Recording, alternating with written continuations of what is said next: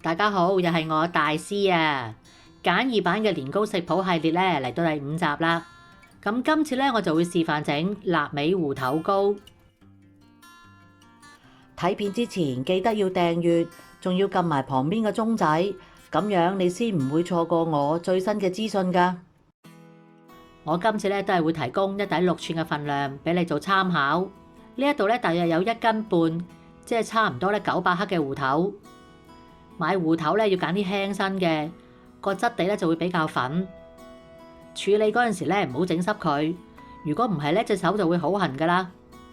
批走啲皮，跟住咧就切粒，炸到啲芋頭粒咧變硬身，同埋微微轉金黃色，就開翻大火，炸多佢2分鐘，逼翻啲油出嚟，跟住咧就擎乾備用。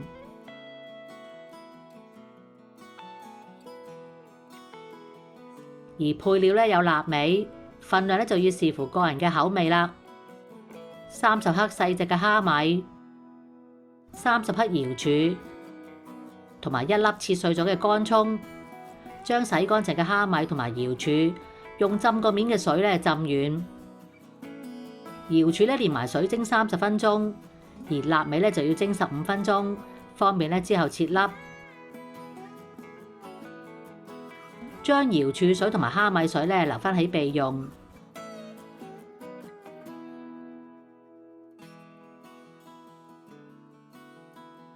瑤柱咧去枕搣成幼絲，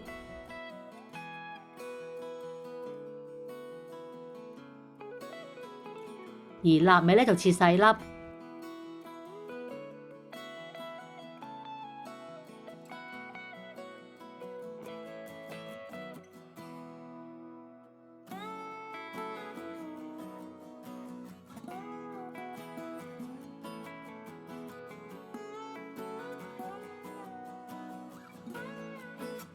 用中火咧爆香啲乾葱、臘味同埋蝦米，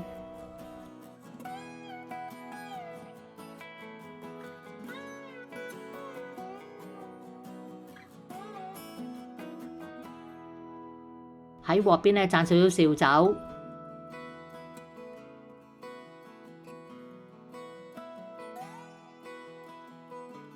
最後咧落埋瑤柱，炒到佢乾身。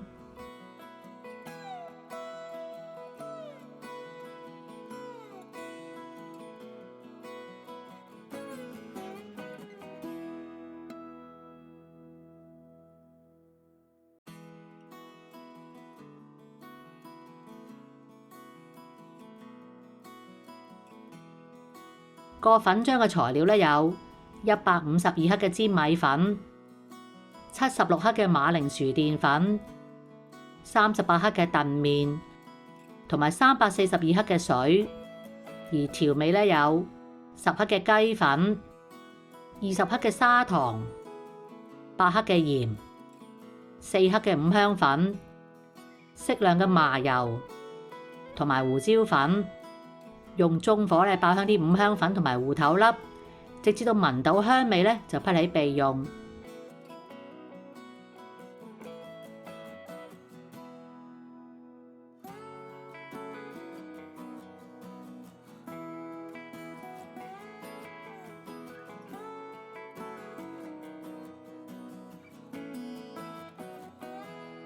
將3種粉、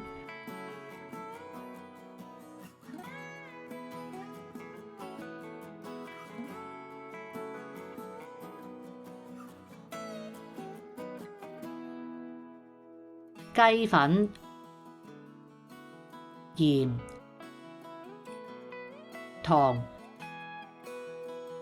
同埋胡椒粉倒入個大碗裏邊，最好咧就用金屬碗，慢慢咧用水攪勻。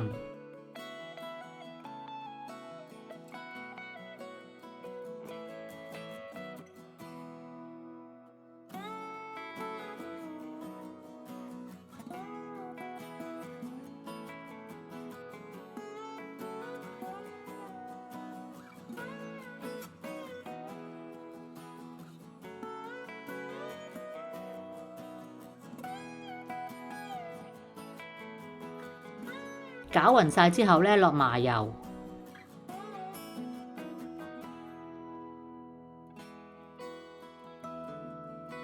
跟住咧落臘味，要留翻啲咧用嚟做裝飾。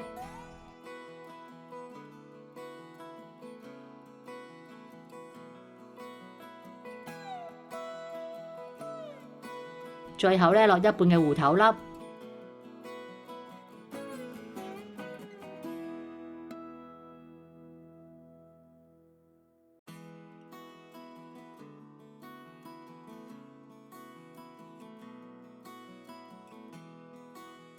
稱418克嘅蝦米瑤柱水出嚟，唔夠嘅話咧可以加水。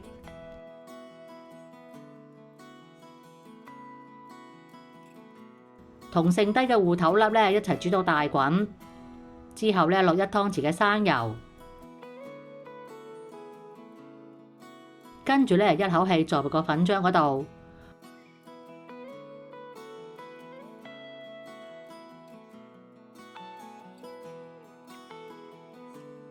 唔好攪佢，直至到佢表面變硬，就可以用個鑊鏟咧推到佢結身。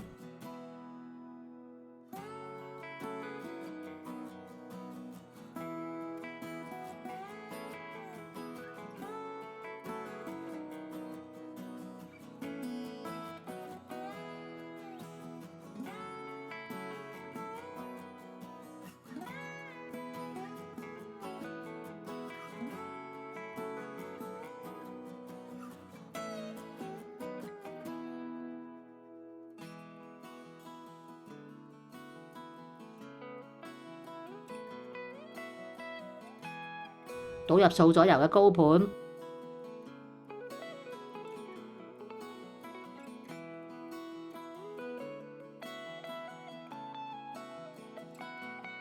放啲臘味咧喺面做裝飾。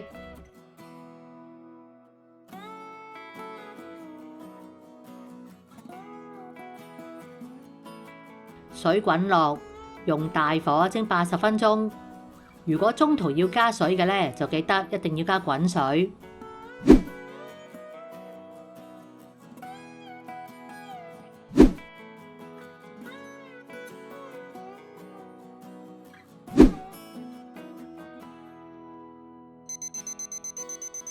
蒸好之後咧，攞支針吉下中間，睇下熟未。